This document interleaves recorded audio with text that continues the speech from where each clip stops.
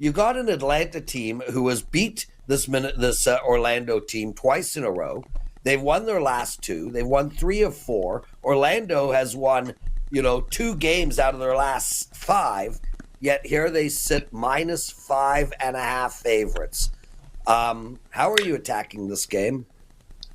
Yeah, I mean, we got the 11:30 Eastern injury report here to work with, and Trae Young is listed as probable. So Right. I would expect him to go tonight. And I'm a little surprised this line is still 5.5, like you said, Prez. My concern is having Young out there, but I do think he'll be out there. And if he is, I like the Hawks. You can obviously play this later in the day when you get more confirmation, although, sometimes they'll scratch guys 10 minutes before tip-off. You could always play an in-game line.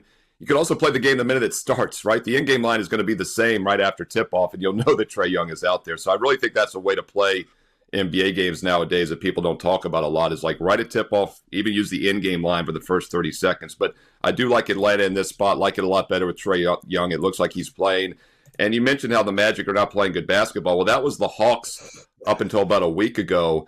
Atlanta had lost, 9 straight, I believe 8 or 9 straight. They've now won 3 of their last 4. Their only loss came by a single point against San Antonio. So they're now 5-0 against the spread, 7-1 ATS their last 8. And there is still value with Atlanta because, once again, I don't understand why they're getting 5.5 here. I think part of the reason is because for the last couple of years, they were the worst point spread team in the NBA. And, we talk about how, when financial markets bottom, sometimes it's a V, but normally it's a smoothing process. And I think we're getting that with the Hawks, and we will get some value with them going forward. I think they're in better current form, and the line is too high. Take a look at Atlanta as a live dog tonight.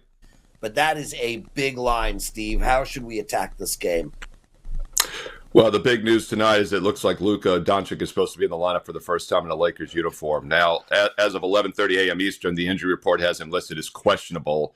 It also has LeBron James listed as questionable. But people do expect Luka to make his debut tonight. So let's assume he's going to be in there. Once again, keep an eye on this. This is the late game at 10:40 Eastern. It's on ESPN National TV. Hard to imagine ESPN is going to be happy if Luka and LeBron are not on the court tonight. So I think they will be. And this is a situation where on the surface you're like, wow, that's going to be a focused, motivated spot in LA. They'll be rocking, maybe. So if you like the Lakers, maybe play them first half. But I'm actually going to lean Jazz here in this game. Take a contrarian tilt. Look, Utah could get blown out by 40. It could happen. And people always cry when a game gets blown out because they think it's a bad handicap. It's not. This game could go one of two ways. They could get blown out or they can hang and keep it close, and the Lakers could struggle with the new pieces at play. And I think that's actually the more likely outcome, is that LA struggles a little bit. And once again, winning and having to win by 13 or more are two different things.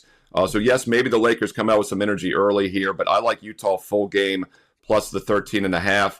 And you also could look at the total here over 234.5. It's risen a little bit from the opener of 233.5. And I do think this new lineup will be a weaker defensive lineup.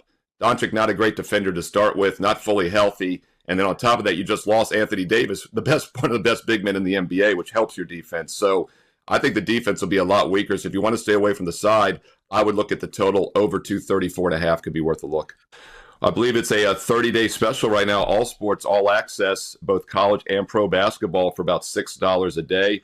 Instant discount on my page, Steve Merril, WagerTalk.com. And I know the football season is over and we finished the NFL in an incredible run. We are 30-12 heading into the Super Bowl. We look forward to September when it kicks off again. But make some money right now with basketball. I am still number one all-time in NBA profit at WagerTalk. And baseball starts in just a couple months. I won over 100 units in baseball alone last year. So get a 30-day basketball for about $6 a day. Or if you want to get a one-year all-access and get baseball and football as well, it works out to about $1 a play with promo code SM365. Full details along with a daily free play every day on my page, SteveMerrillWagerTalk.com. And get there quicker with that shortcut you see on the screen, wt.buzz/SM.